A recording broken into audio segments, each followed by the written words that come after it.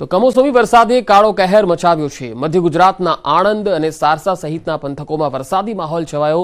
તારાપુરથી જે તસવીર આવી રહી છે તે આપને બતાવીએ। તારાપુર એપીએમસીમાં ડાંગરનું હબ કહેવાય છે અને તારાપુર તાલુકામાં સતત વરસાદી માહોલ છે। ભારે પવન સાથે વાદળછાયું વાતાવરણ અને હાલના સમયે એપીએમસી તારાપુરમાં ડાંગરની હરાજી ચાલી રહી છે। જો વધુ વરસાદ થશે તો ખેડૂતો પાસેથી ખરીદેલી ડાંગર પલળવાની પણ ભીતિ છે। તારાપુર એપીએમસીમાં ન્યૂઝ 18 ગુજરાતીએ રિયાલિટી ચેક કર્યું। ઉનાળુ ડાંગરની હજારો થેલીઓ ખુલ્લામાં પડેલી નજરે પડી।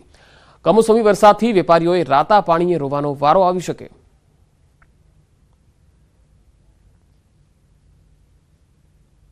મધ્ય ગુજરાતનો આણંદ જિલ્લો અને એની એપીએમસી તારાપુર ડાંગરનું હબ ગણાતું તારાપુર એપીએમસી, જ્યાં અત્યારે ઉનાળુ ડાંગરની સિઝન ચાલી રહી છે। મારી પાછળ દ્રશ્યમાં બતાવવા માંગીશ કે આ ડાંગરના ઢગલા અત્યારે અહીંયા તારાપુર એપીએમસીમાં છે। હાલ વાતાવરણમાં પલટાને કારણે વરસાદની પરિસ્થિતિ ઊભી થઈ છે કે કદાચ વરસાદ પડે તો ચોક્કસ જોઈ શકાય છે કે તારાપુર એપીએમસીમાં હાલ ડાંગરના ઢગલા છે, તેમજ ડાંગરની ગુણો પણ ખુલ્લી પડેલી છે। અત્યારે જો કહી શકાય ચોક્કસ કે જો વરસાદ પડે તો આ ડાંગર અહીંના વેપારીઓએ ખેડૂતો પાસેથી વેચાણ લીધેલી છે। આપણી સાથે અહીંયા એપીએમસીમાં જે ભાઈ છે એમને પૂછીએ કે આ સમગ્ર આ જે ડાંગર જે છે એ અત્યારે અહીંયા તારાપુર એપીએમસીમાં પડી છે, કોની ડાંગર છે અને વરસાદ પડે તો શું સ્થિતિ? તારાપુર એપીએમસી માર્કેટમાં હરાજી પછી વેપારી વર્ગોએ જે ખરીદેલી ડાંગર છે, તારાપુર માર્કેટમાં ઠેર ઠેર ગુણો પડેલી છે અને મજૂરો ગરમીના કારણે મળતા ના હોવાથી અચાનક વાતાવરણમાં પલટો થવાના કારણે જો વરસાદ પડે તો વેપારી વર્ગને ખૂબ જ મોટું નુકસાન ભોગવવું પડે એવી પરિસ્થિતિ ઊભી થઈ છે। ખેડૂતોની ડાંગરની શું સ્થિતિ? ખેડૂતોની ડાંગરમાં એ લોકોએ એમના ટ્રેક્ટરો કવર કરી લીધા છે એટલે એમને નુકસાન થવાની સંભાવનાઓ બહુ ઓછી છે। તો અહીંયા જે સ્થાનિક છે એમનું કહેવું છે કે અત્યારે જો વરસાદ પડે તો વેપારીઓએ આ ડાંગર ખેડૂતો પાસેથી ખરીદી છે, વરસાદ પડે તો ચોક્કસ ખેડૂતોને નુકસાન થાય।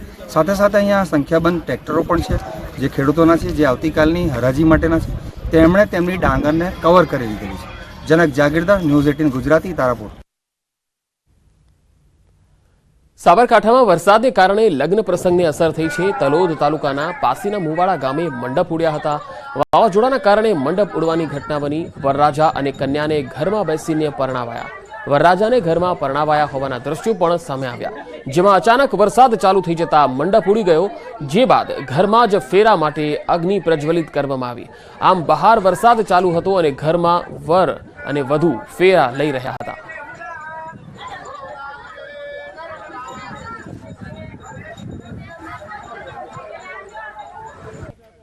હવે મહેસાણાના દ્રશ્યો પણ આપણે બતાવીએ। અહીંયા પણ વરસાદી માહોલ છવાયો હતો અને અચાનક જ્યારે વાતાવરણમાં પલટો આવ્યો ત્યારે મહેસાણામાં વરસાદ પણ શરૂ થઈ ગયો। ભારે પવન સાથે વરસાદથી પ્રસંગોમાં લોકોને ખૂબ હાલાકી પડી। સામાજિક અને ધાર્મિક પ્રસંગોના આયોજનોમાં મુશ્કેલીનો સામનો કરવાનો વારો આવ્યો। ગાંભુ ગામમાં રણછોડરાય મંદિરના પાટોત્સવમાં વરસાદી વિઘ્ન જોવા મળ્યું। મંડપ ઉડી ન જાય તે માટે લોકોએ જહેમત હાથ ઉઠાવી અને જે મંડપના જે થાંભલા છે એને પકડીને લોકો ઊભા હતા। બીજી તરફ વરસાદને લઈ ખેડૂતોની ચિંતા પણ ખૂબ વધી ગઈ છે।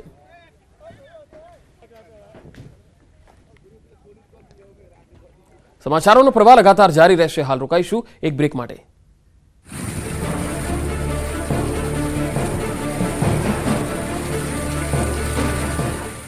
લુબી પમ્પ્સ, ફ્લો નહીં ફોર્સ।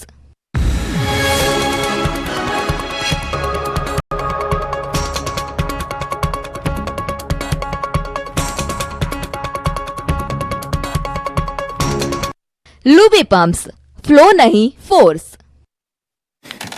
સર્જ્યા છે અને ગંભીર બેદરકારી દાખવીને અનેક નિર્દોષ વ્યક્તિઓના જીવ પણ ગયા છે। ત્યારે હવે જે રહેવાસીઓ છે, સ્થાનિક રહેવાસીઓ છે, જે વાહન ચાલકો છે, તે એક જ માંગ કરી રહ્યા છે કે હવે આ પ્રકારના અકસ્માતો સામે જે પણ ડ્રાઈવર હોય તેની સામે કડકમાં કડક દાખલારૂપ કાર્યવાહી થવી જોઈએ। કેમેરામેન ખેંગા રાઠોડ સાથે ઋત્વિજ સોની, ન્યૂઝ 18 ગુજરાતી, અમદાવાદ।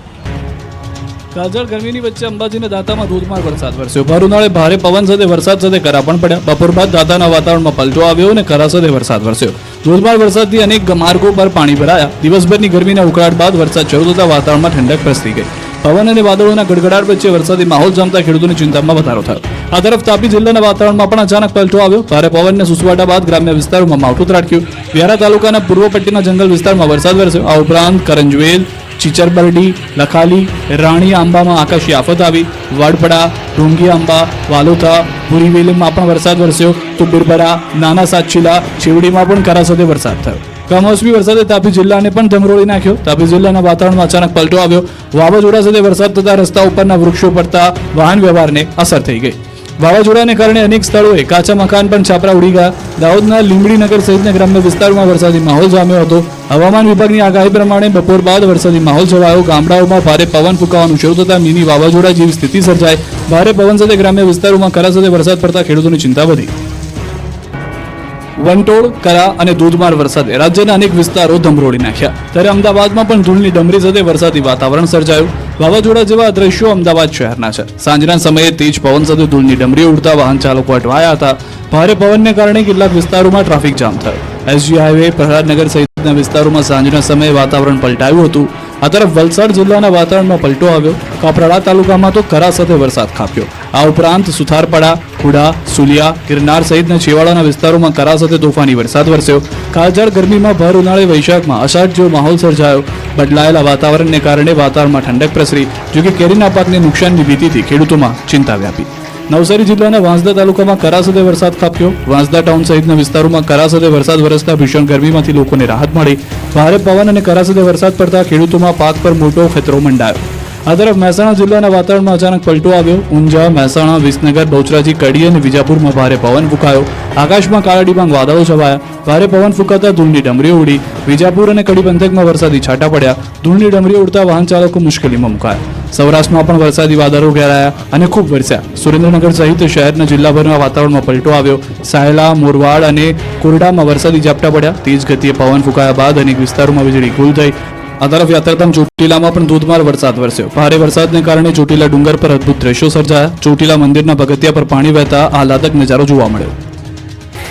ચોમાસા પહેલા જ વરસાદે છોતરા કાઢ્યા. પવન સાથે ધોધમાર વરસાદ ખાબકતા સાબરકાંઠા જિલ્લામાં જાણે કે ચોમાસું જામ્યું હોય. હિંમતનગર સહિત ગ્રામ્ય વિસ્તારમાં પવન સાથે વરસાદ ત્રાટક્યો. ગાંભોઈ, કરણપુર, કેસરપુરા, વાવડીમાં કરા પડ્યા હતા.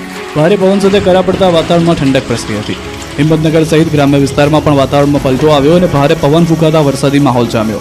ગાંભોઈ, ખેડ, કેસરપુરા, કરણપુરામાં વાવાઝોડા જેવી સ્થિતિ સર્જાઈ.